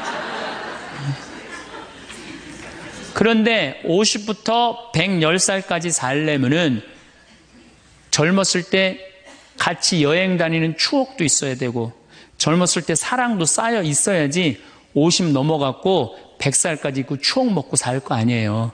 근데 그런 추억이 하나도 없어. 그 50 넘어갖고 와갖고 그냥 잔소리만 하고 그냥 그러면은 그 남편이 싫은 거예요.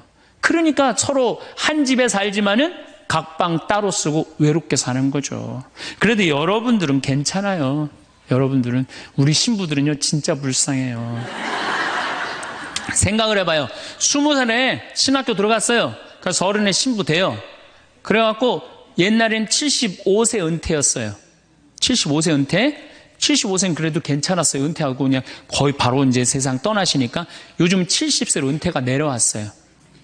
그리고 이제 65세로 내린대요. 65세 은퇴해도 된다. 이렇게 내린대. 왜? 서울교구 우리 보좌 신부님들 뭐 10년, 12년, 13년 하잖아요. 그러니까 빨리 은퇴할 사람 빨리 하고 보좌들 빨리 본당 내보내야 되니까 빨리 은퇴해라 이거야. 그러면은 65세부터 은퇴해갖고 우리 부관장 신부는 110살까지 산단 말이야. 그러면은 20살에 신학교 들어갖고 65세까지 45년 혼자 살아. 그래갖고 65세 은퇴해갖고 110살까지 또 혼자 살아. 45년, 90년 혼자 사는 거야. 그래서 나는 우리 신부님들 은퇴시키는 거 반대하는 신부예요. 65세 은퇴시켜갖고 다시 보좌 신부로 발령을 내라. 보좌 신부로 발령을 내갖고 아니 고해성사 듣게 하면 되잖아요. 얼마나 여러분들 속에 있는 얘기 하고 싶은 거 많아요. 그렇죠?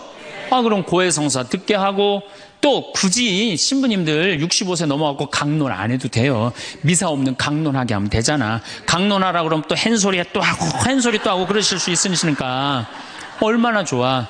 차라리 65세에 은퇴시킬 거면 아예 60에 은퇴를 시켜서 장가를 그냥 보내라. 늙어선 좀 안 해롭게. 농담이에요, 농담. 우리보다는 여러분들이 훨씬 덜 외롭다는 거예요. 그렇지 않아요? 여러분들 남편도 있고 자식도 있고 손자도 있잖아요. 그러면 그 소중한 사람들한테 사랑하면서 살아야지. 우린 사랑할 사람도 없는데 여러분 사랑할 사람이 있잖아요. 그럼 조금만 내가 잘하면 되는데 그게 안 되는 거예요. 우리나라 여자들이요. 이 세상이 너무너무 여자 살기 좋은 세상이 돼갖고 여자들이 지금 뭐가 뭔지도 모르고 살아요. 집에서 남편들 여러분들 남편들이 200만 원, 300만 원 벌어갖고 돈 갖다 주잖아요.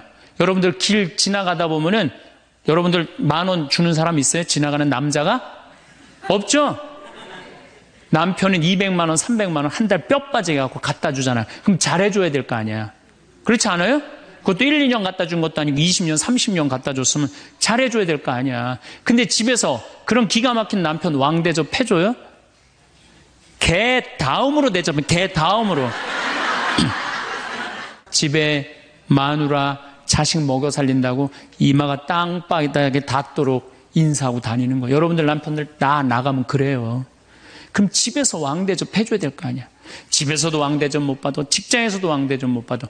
어디 가면 왕대접 받아요. 룸사롱 가면 왕대접 받아요. 룸사롱 가면은 막 그냥 가슴이 볼랑말랑한 옷 입고 그냥 여자들이 그냥 허벅지 뜯어진 치마 입고 그냥 머리도 그냥 생머리 싹 하고 그냥 사장님 오셨느냐고 그냥 팔짱도 끼고 그냥 술도 따라주고 그냥 또 그냥 안주 드시라고 그냥 땅콩 오징어 말아갖고 입에 막 넣어주고.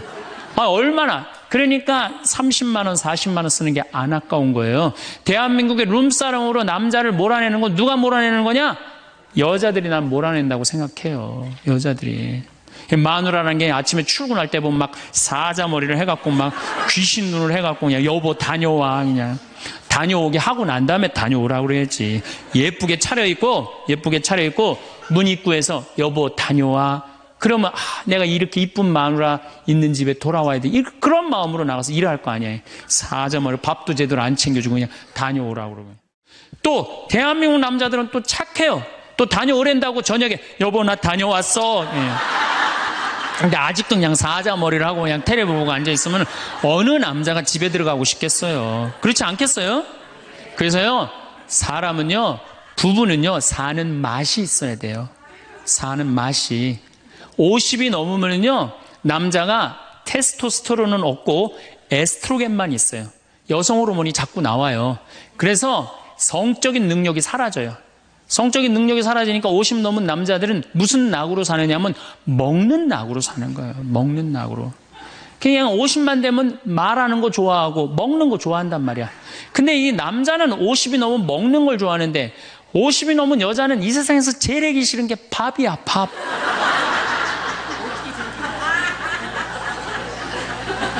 그러니까 그냥 둘이 사는데 왜 김치찌개를 끓여도 한솥 끓여. 그냥 하기 싫으니까 귀찮으니까 한솥 끓여갖고 그냥 다음날 아침에 그냥 그거 졸여갖고 아침상에 올려놓고 그냥 저녁엔 또 오늘같이 하루 피정하고 저녁에 이제 여보 나 저녁 집에 가서 먹을게 그러면 또 그거 볶아갖고 저녁상에 또 올려놓고 좀 회도 떠갖고 예? 여기 가깝잖아요. 회시장 가갖고 우럭 회 맛있잖아요. 매운탕도 떠갖고 소주도 한 병 사고 그래갖고 그냥 허벅지 틀어진 치마 이브닝 드레스도 하나 딱 입고 저녁에 남편 들어오면 여보 이거 내가 한 거야 딱 술 따라주면 남자가 얼마나 살맛이 나요.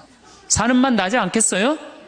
네, 좀 신선로도 좀 해갖고 탁 하고 짜장면도 좀 만들어주고 베트남 국수도 좀 해서 주고 요즘 뭐 또 순대 또 그냥 유명한 데 많잖아요. 전화하면 택배로 다 보내주잖아요. 순대도 탁 썰어갖고 그냥 간 썰어갖고 그냥 소주 한 잔 탁 하고 신부님 무슨 돈으로 그런 걸 합니까? 애 휴학시키고 자식은 무슨 자식이야. 지금 누구밖에 없어요? 부부밖에 없어요. 애 휴학시키고 그렇게 하세요. 신부님 난 휴학시킬 자식이 없는데 집 잡혀요. 나이 드신 분들은 은행에 가고 집 잡혀갖고 다 쓰세요. 자식 물려줄 생각하지 말고. 네. 그래야지 사는 맛으로 사는 거 아니에요. 그리고 부부는 사는 맛으로도 살아야지만 사는 멋으로도 살아야 돼. 사는 멋이 있다. 멋있게 살아야 될 거 아니에요. 근데 나는 제일 가슴 아픈 우리 자매님들이 어떤 분들이냐면은 자기를 꾸미지 않는 분들이에요. 이쁘게 좀 이쁜 옷도 사 입고 그래야 되는데 생전 자기가 무슨 군인이야? 집에 있어도 파마를 해도 꼭 철모 뒤집어 쓴 거 딱 1년 내내 풀어지지도 않는 거 쓰고 앉아갖고 그냥 생전 그냥 마누라라는 게 그냥 맵시 있는 옷 한 번 제대로 입지도 않고 그럼 남편이 사는 맛이 있어요? 사는 멋이 있어요? 좀 꾸며야죠, 본인이.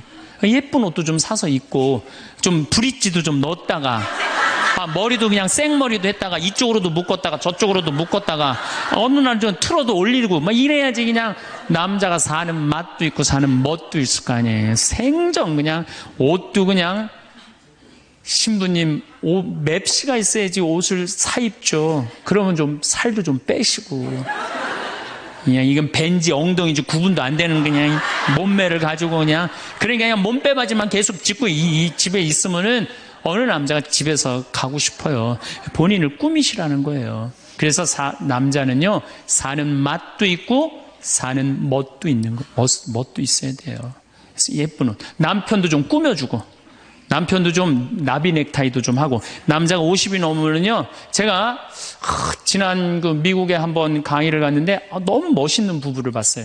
남편이 한 60쯤 돼 보이는데 식사를 같이 하려고 그러는데 남편이 살짝 머리가 벗겨졌더라고요. 근데 부인이 사각모를 탁 차에 하더라고요. 남편을 바깥에서 만났는데 딱 했는데 부인이 여보 이거 써 탁 씌워주는데 너무 멋있더라고요. 여러분들 앞 백화점에 가갖고 남편 좀 사각모도 좀 멋있는 거 좀 중절모도 멋있는 거 사서 탁 씌우면 얼마나 좋아. 그렇지 않아요? 옷도 이제 50이 넘으면요 단색을 입어야 돼요. 노란색을 입든지 초록색을 입든지 아니면 빨간색을 입든지 그래야지 좀 젊어 보이는데 이거는 그냥 김치국물 떨어져도 안 보이는 체크무늬 사서 입혀갖고 그냥 1년 내내 빨아주지도 않고 그냥 맛도 없고 멋도 없는 거죠. 그래서 좀 무슨 돈으로 애 휴학시키고 자식은 무슨 자식이에요. 여러분들 이제 50이 넘어가갖고요 여러분들의 유일한 동반자는 누구밖에 없다? 남편밖에 없다. 그럼 남편한테 잘해줘야죠. 제가 여러분들한테 꼭 부탁하고 싶은 거는 옛날에 중세시대는요 성제집 다 팔아갖고 갔어요. 다 팔아서 그냥 예루살렘 가는 걸로 끝나는 거예요. 거기서 죽어도 여한이 없다고. 그러니까 여러분들도 예수님 어제 복음에 자케오 얘기 나왔죠? 그 예리고 얼마나 좋아요. 그리고 그냥 갈릴레아도 좀 호수도 가보고 얼마나 좋아요. 신부님 무슨 돈으로? 휴학시키고 그 돈이면 충분해요. 한번 갔다 오면은요 신앙이 틀려지거든요. 성주순례도 가고 제가 지난 9월인가 작년 9월에 성주순례를 한 40분 하고 갔다 왔는데 어떤 형제님이 70 먹은 형제님이 기가 막힌 말씀을 하시더라고요. 무슨 말씀을 하시냐면은 내 강의를 듣고 집을 잡혀서 왔대요. 근데 가만히 생각을 해보니까 집은 은행에 잡히면 대출을 해준대요. 은행에 잡히면 대출해주잖아요. 근데 나이는 대출해주는 데가 아무 데도 없대요. 여러분들 누가 나이 대출해줘? 한 살이라도 더 먹기 전에 다리에 힘 풀리기 전에 갔다 오셔요. 그리고 내가 성주순례를 가면은 너무 행복해하는 거 자매님들이. 그래갖고 나는 은혜 받아갖고 성제 갖고 그냥 성령을 충만히 받아갖고 10일 동안 저렇게 행복하고 그냥 은총에 그냥 가득한 줄 알았더니 12일 동안 밥을 안 하잖아, 밥을.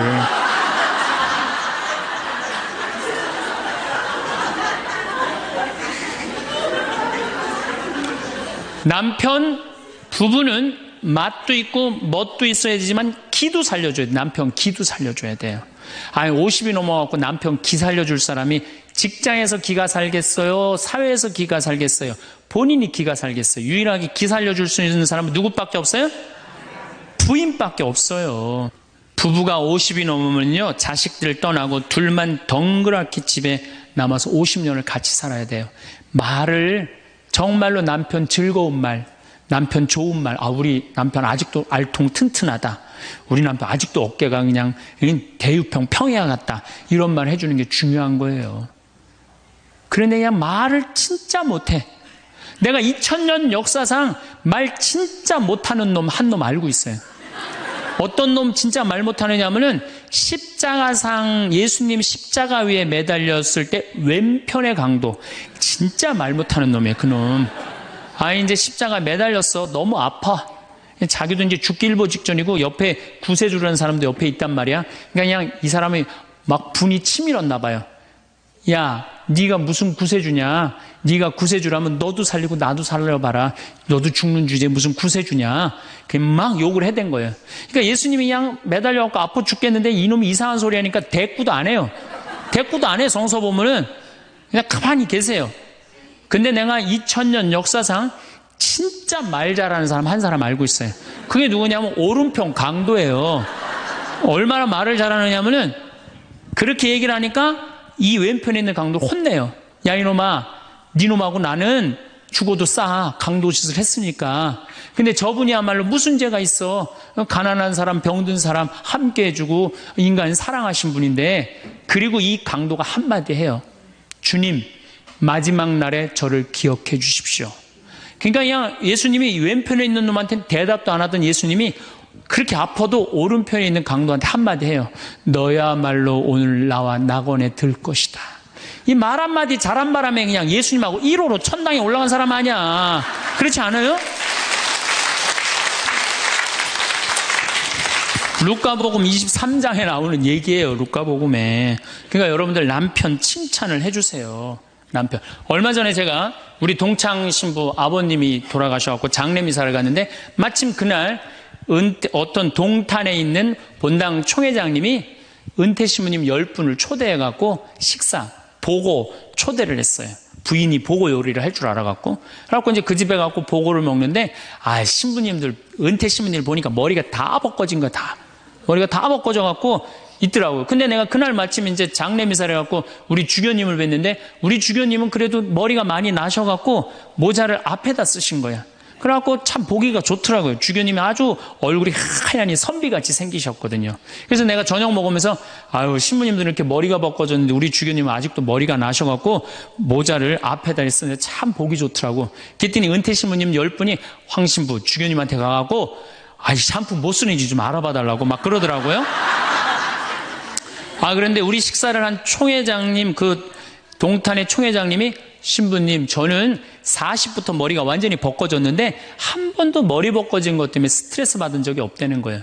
그게 무슨 소리냐? 그랬더니 자기 부인이 40에 본당 사목 임원이었는데 사목회를 하고 집에 들어오면 막 짜증을 내고 들어온대요. 그 문을 열고 딱 한다는 부인이 첫 입을 열어서 하는 소리가 답답해 죽을 뻔했다고. 여보, 사목회가 그렇게 답답해? 그러면 그 부인이 그러는데, 여보, 나는 사목회의를 하는데 60이 먹은 그 본당의 회장님들이 머리가 빽빽하게 꽉 차 있으면은 그 머리를 보고 회의를 하면 가슴이 답답하다는 거야. 그리고 이제 자기 남편을 보고, 머리가 완전히 대머리인 남편을 보고 한마디 한대요. 이제야 가슴이 뻥 뚫린다고. 이게 얼마나 남편을 기를 살려주는 말이에요. 그렇지 않아요? 그러니까 여자는 맛도 있고 멋도 있고 누구 기도 살려줘? 남편 기도 살려줘야 되는 거예요. 부처님은요 7종류의 아내가 있다고 그래요. 첫째, 남편을 죽이는 아내가 있대요. 더러운 마음을 가지고 남편에 대한 사랑이 없고 남편을 업신여기는 아내. 아내가 권력 있으면 남편이 모든 것을 참고 침묵하기 때문에 그 참느냐고 빨리 죽는데요. 남편을 죽이는 아내가 있대요. 두 번째는 도둑과 같은 아내가 있대. 남편이 힘들게 돈 벌어 갖고 오면은 그거 그냥 막 써갖고 그냥 살림살이 엉망으로 하는 아내. 도둑과 같은 아내. 셋째, 주인과 같은 아내. 주인 행세하는 거죠. 그래갖고 그냥 자기는 일 안 하고 남편 막 시키는 주인과 같은 아내가 있고. 그 다음에 네 번째는 어머니와 같은 아내가 있대요. 항상 남편을 사랑하며 자식 대하는 것처럼 남편을 보호해주는 아내가 있대요. 그 다음에 누이 동생과 같은 아내. 남편을 섬기기를 다하고 자매와 같은 귀여움을 떨고 애교를 떠는 그런 누이 동생과 같은 오빠 오빠 하면서 그런 아내가 있다는 거예요. 그 다음에 친구 같은 아내가 있다는 거예요. 직장에서 마치고 피곤해서 돌아오면은 남편을 반가이 맞이해주고 술 한잔을 하면서 하루를 이야기를 나누는 친구 같은 아내. 그 다음에 이건 시대에 좀 안 맞지만은 종과 같은 아내, 남편을 극진히 섬기는 아내가 있다는 거예요. 여러분들은 이 7번째 중에 몇 번째에 들어가세요?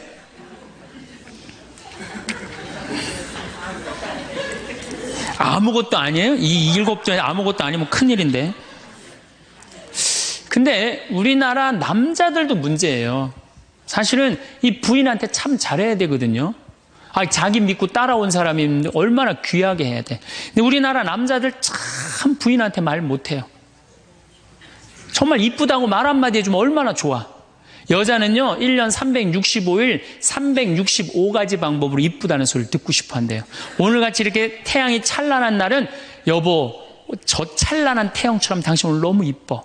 그리고 비가 촉촉하게 오면 여보 당신 촉촉한 비처럼 이뻐.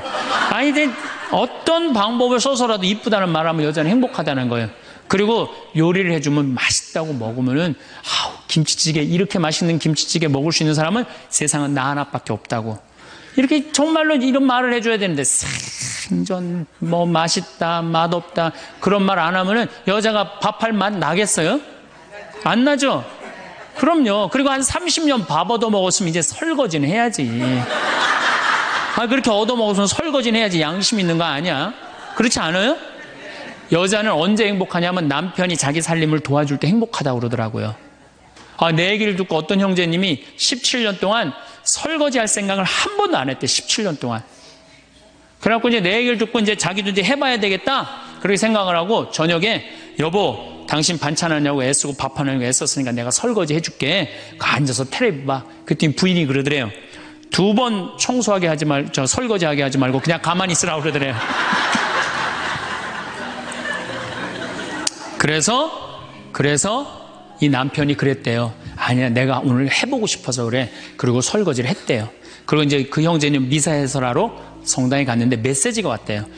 여보 나는 오늘 당신이 한 설거지 지금 다시 하고 있어. 하지만은 오늘처럼 행복한 날은 없어. 17년 결혼 생활 중에 오늘처럼 행복한 날은 없어. 고마워. 내 살림살이를 도와줘서. 그 메시지를 형제님이 나한테 보냈어요. 신부님 요 조그만 거 이렇게 행복할 수 있는데 내가 왜 이제까지 안 했는지 모르겠다고. 그러니까 우리 정말 부인한테 정말로 자매님들한테 서비스 해줘야 돼. 이제는 서로를 사랑해야 돼요. 서로를 사랑하고 아껴줘야 돼요. 그러니까 여러분들 남편한테 잘하세요. 또 여기 있는 우리 형제님들 누구한테 잘해요? 그래도 나이 먹어갖고요. 여러분들 지금 신부님 난 도저히 우리 남편하고 못 살 거예요.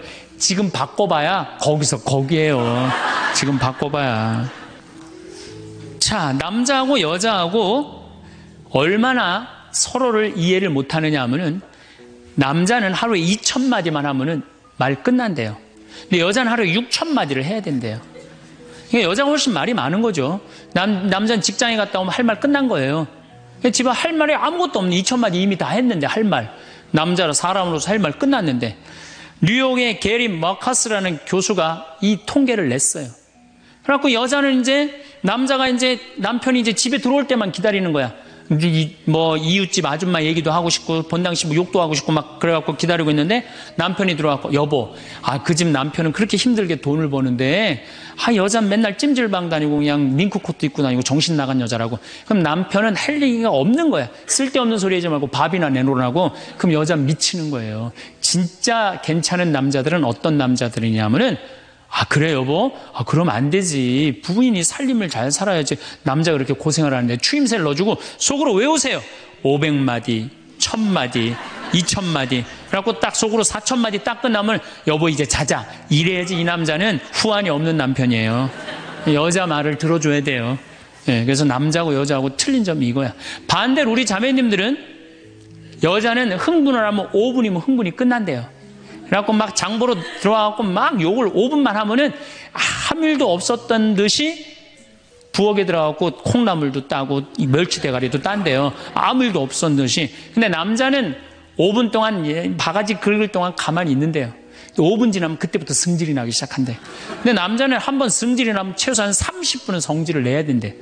그러니까 5분 지나고 나가고 이제 그때부터 이제 여자는 마음이 착 가라앉은 상태에서 저녁 준비를 하는데 그때부터 남자는 이제 거실에서 소리 지르는 거야. 내가 말이야 뭘 잘못했다고 네가 맨날 그러냐고 막 소리 지르면 마음이 가라앉은 여자가 나와서 남자 불을 질러요 속에다가.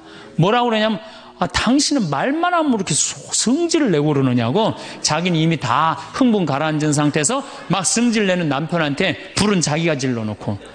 그러면 안 된다는 얘기죠. 30분 동안 길길이 뛰게 놔두란 얘기예요. 승질을 건드려 놨으면은. 어쨌든 우리가 이 인생을 외롭게 살고 싶지 않다면은 부부가 사랑하는 수밖에 없어요. 그래야만이 우리 인생이 풍요로워요. 더욱이 여러분들 노년 50년 60년 부부밖에 없어요. 훈련하면 된대요. 그 부부 사랑 훈련하는 그 많은 책자를 읽어보면요. 그 서로 훈련이 안 돼 있어서 그렇지 훈련하면 서로 사랑한대요. 그리고 외롭지 않다는 거예요. 성공한 사람들을 보면 크게 두 부류로 나뉘는 걸 알 수 있습니다. 하나는 자신이 성공했다고 여기저기 떠벌리고 다니는 사람들, 그리고 또 하나는 조용히 아무 말 없이 자기 삶을 사는 사람들입니다. 우리는 흔히 성공을 하면 자연스럽게 자랑하고 싶어질 거라고 생각하죠. 좋은 차를 사고 비싼 시계를 차고 SNS에 멋진 사진을 올리고 싶을 겁니다. 왜냐하면 그렇게 하면 남들이 나를 더 인정해 줄 거라고 믿으니까요. 하지만 현실은 그렇지 않습니다. 오히려 진짜 성공한 사람들은 그렇게 행동하지 않습니다. 왜냐하면 보여줄 필요가 없기 때문입니다. 돈이 많다고 높은 자리에 있다고 유명하다고 해서 굳이 그걸 드러낼 필요는 없습니다. 그걸 아는 사람들은 이미 알고 있고 모르는 사람들은 알 필요가 없죠. 그런데도 굳이나 성공했다고 떠드는 사람들이 있습니다. 그런 사람들은 왜 그럴까요? 간단합니다. 그 사람들은 사실 그렇게까지 성공한 게 아니기 때문입니다. 우리는 종종 SNS에서 성공한 사람들을 봅니다. 해외여행을 가고 고급 레스토랑에서 밥을 먹고 멋진 차를 타고 다니는 모습? 그런데 가만히 보면 그런 걸 보여주는 사람들은 언제나 뭔가를 팔고 있습니다. 강의를 팔든 자기 브랜드를 홍보하든 아니면 단순히 자기 자존감을 유지하려고 하든 간에 결국 목적이 있는 거죠. 진짜 부자들은 그렇게 하지 않습니다. 오히려 조용히 아무도 모르게 자기 일을 합니다. 왜냐하면 자랑해서 얻을 게 없기 때문입니다. 오히려 괜히 잘난 척했다가 사람들에게 이용당하거나 시기와 질투를 받거나 쓸데없는 오해를 사는 게 더 피곤합니다. 이건 단순한 돈 이야기가 아닙니다. 사회적인 성공을 이룬 사람들도 마찬가지입니다.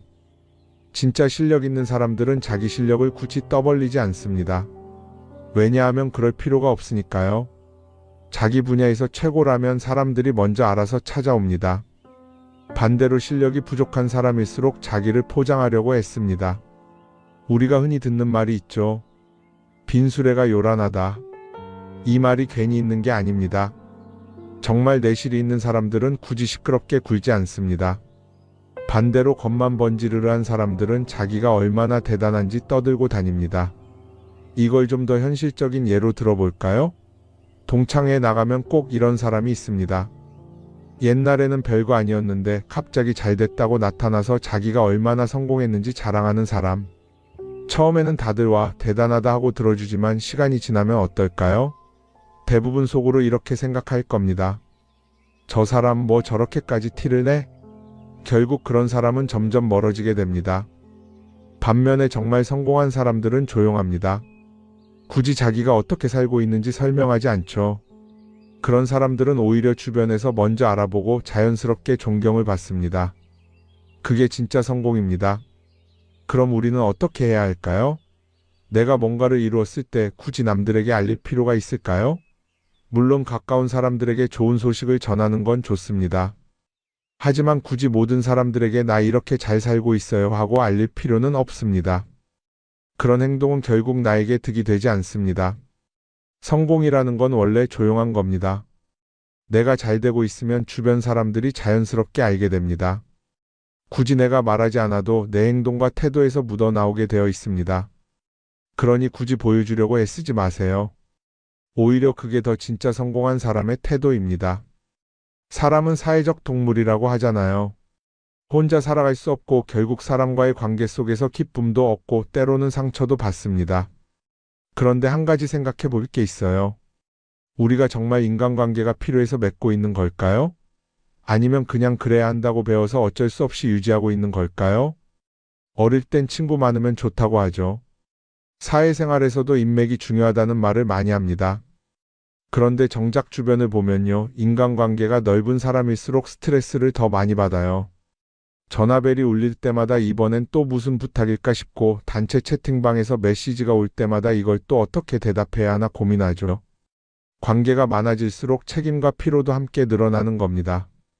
어떤 사람들은 인간관계를 줄이면 외롭지 않겠냐고 해요. 그런데 가만히 생각해보면 진짜 외로움을 느끼는 순간이 언제인지 아세요? 오히려 불필요한 인간관계 속에 있을 때입니다. 같이 밥을 먹고 얘기를 나누는데도 뭔가 허전하고 대화가 컥 돌고 속마음을 나누지도 못할 때, 그럴 때 우리가 더 외롭다고 느끼죠. 그렇다고 당장 인간관계를 다 끊어버릴 순 없겠죠. 하지만 적어도 내가 정말 소중하게 여겨야 할 관계와 그냥 관성적으로 유지하는 관계는 구분할 필요가 있습니다. 예를 들어 매번 나한테 부탁만 하고 정작 내가 어려울 땐 연락 한 번 없는 사람. 내가 실수하면 뒷담화를 하면서 내 앞에서는 웃는 사람. 이런 관계를 굳이 계속 이어갈 이유가 있을까요? 가끔은 이런 경험도 있을 거예요. 우연히 어떤 사람과 친해졌는데 만난 지 얼마 되지도 않았는데 너무 많은 걸 털어놓는 사람들 있죠. 자기 속사정부터 가족 문제, 직장 고민까지 쏟아내는 사람들. 이런 경우 두 가지의 가능성이 큽니다. 하나는 그냥 감정적으로 의존할 사람이 필요해서일 수도 있고 또 하나는 내가 믿을 만한 사람인지 떠보는 걸 수도 있어요. 어떤 경우든 이런 관계는 오래가기 어렵습니다. 사실 친밀함이라는 건 시간이 필요한 법이에요. 적당한 거리를 두고 천천히 서로를 알아가야 하는데 초반부터 급격하게 가까워진 관계는 쉽게 무너지는 경우가 많습니다. 처음엔 친하다고 생각했는데 어느 순간 사소한 일로 틀어지고 결국 남보다 못한 사이가 되는 거죠. 그러면 인간관계를 어떻게 해야 할까요? 답은 간단합니다. 억지로 맺지 말고 굳이 유지하려고도 하지 않는 거예요. 내가 편한 관계라면 자연스럽게 이어질 것이고 그렇지 않다면 서서히 멀어질 겁니다. 그리고 그걸 억지로 붙잡지 않아도 괜찮습니다. 관계를 유지하는데 에너지를 쓰기보다는 정말 소중한 관계에 집중하는 게 더 낫지 않을까요? 어떤 사람은 내가 인간관계를 줄이면 나중에 나 혼자 남는 거 아니냐 걱정하기도 해요. 그런데 생각해보면요, 진짜 나를 위하는 사람은 많지 않아요. 인간관계를 줄인다고 해서 완전히 혼자가 되는 게 아닙니다. 오히려 불필요한 관계를 정리하고 나면 남아있는 관계들이 더 단단해지고 가치 있게 느껴질 겁니다. 예전엔 인맥이 자산이라는 말을 많이 했어요. 그런데 요즘은 꼭 그렇지도 않죠. 오히려 불필요한 인간관계가 많으면 그게 짐이 될 수도 있어요. 적당한 거리, 적당한 선. 이걸 잘 지키는 게 결국엔 가장 편한 인간관계를 유지하는 방법 아닐까요? 한번 곰곰이 생각해 보세요. 지금 내 주변에 있는 사람들 중에서 내가 정말 편하게 만날 수 있는 사람이 몇 명이나 되는지, 내가 억지로 맞춰주고 있는 관계는 없는지. 관계를 줄이면요, 외로워지는 게 아니라 오히려 더 자유로워집니다. 그리고 자유로워진 만큼 내 인생에서 정말 중요한 것에 집중할 수 있게 됩니다. 인간관계 너무 많은 걸 신경 쓰다 보면 정작 중요한 걸 놓칠 수 있어요. 그러니까 이제는 한 번쯤 정리해보는 것도 나쁘지 않을 겁니다. 사람들이 돈을 많이 벌고 싶어 하는 이유가 뭘까요? 단순히 돈이 많으면 좋으니까? 물론 그것도 있겠지만 사실 돈을 원하는 진짜 이유는 더 나은 삶을 살기 위해서겠죠. 그런데 문제는 돈을 많이 번다고 해서 반드시 삶이 나아지는 건 아니라는 겁니다. 오히려 더 많이 벌수록 더 많이 쓰게 되는 경우가 많아요. 가끔 이런 생각해 본 적 없으세요? 예전에는 돈이 지금보다 훨씬 적었는데 이상하게 그때가 더 여유로웠던 것 같다. 왜 그럴까요?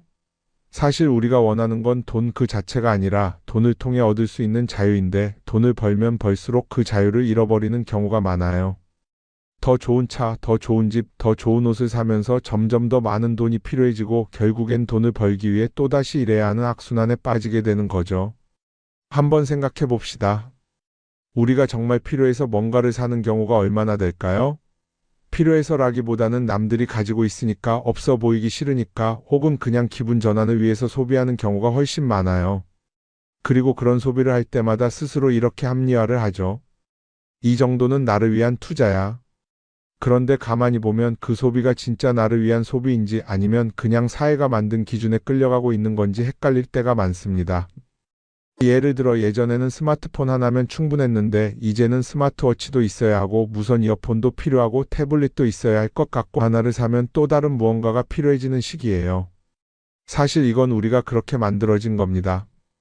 광고도 그렇고 SNS도 그렇고 자꾸 우리에게 이렇게 말하죠. 이걸 사야 더 행복해질 수 있어요. 그런데 정작 그걸 사고 나면 어때요? 처음 며칠은 좋죠. 그런데 시간이 지나면 또 다른 걸 사고 싶어져요. 왜냐하면 물건이 우리를 오래 행복하게 만들어주지는 않거든요. 특히 요즘은 SNS가 이런 소비 심리를 더 부추기는 것 같아요.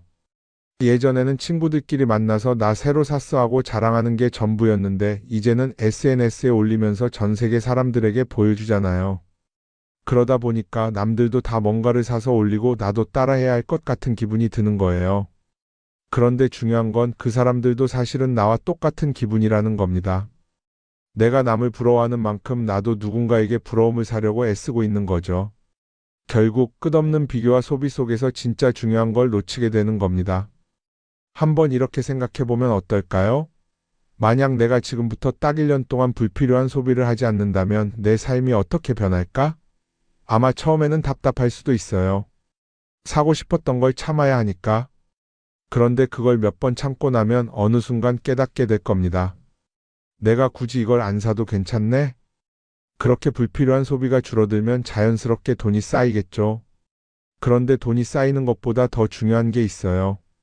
바로 마음의 여유가 생긴다는 겁니다. 돈을 쓰지 않는다고 해서 불행해지는 게 아니라 오히려 소비로부터 자유로워지면서 진짜 행복을 찾을 수 있어요. 물론 이걸 실천하는 게 쉽지는 않겠죠.